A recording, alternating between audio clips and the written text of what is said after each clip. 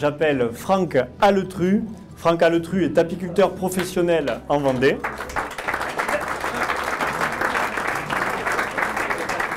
Il est vice-président du syndicat national d'apiculture, vice-président de l'ONG Terre d'abeilles et a participé depuis de nombreuses années dans le combat sur les pesticides.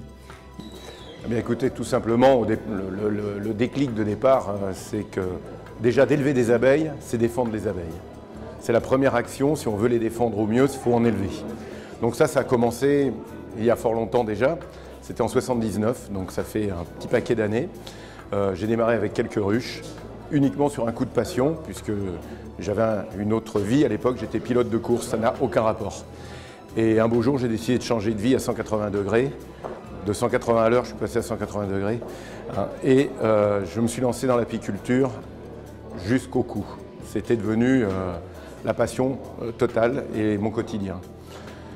Aujourd'hui, j'ai plusieurs milliers de ruches et ce qui m'a amené à m'engager, c'est que dans les années 95-96, ça a été les premières périodes d'utilisation des fameux néonicotinoïdes. Et j'ai vu mes ruches se vider de façon concomitante avec la floraison de toutes ces cultures qui étaient traitées, en l'occurrence le tournesol et le maïs. J'ai fait un petit travail très simple d'enquête et de superposition de cartes avec des calques, avec une méthode très simple militaire.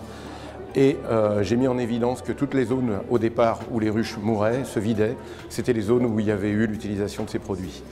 À partir de là, je me suis rendu compte que la problématique dépassait absolument le domaine de la santé des abeilles, mais qu'on arrivait à une problématique de la santé humaine.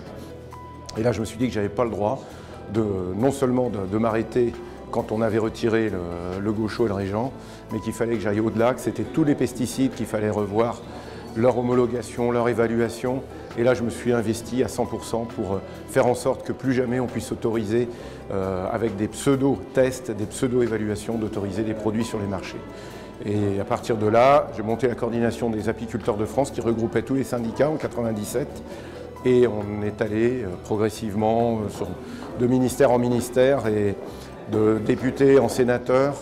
Et finalement, c'est tous les apiculteurs de France qui se sont soulevés, tous avec beaucoup d'engagement. Et ce soir, cette médaille, cette abeille d'or, je la partage avec tous les apiculteurs de France parce que les apiculteurs, c'est comme une ruche, c'est notre nombre qui fait notre force.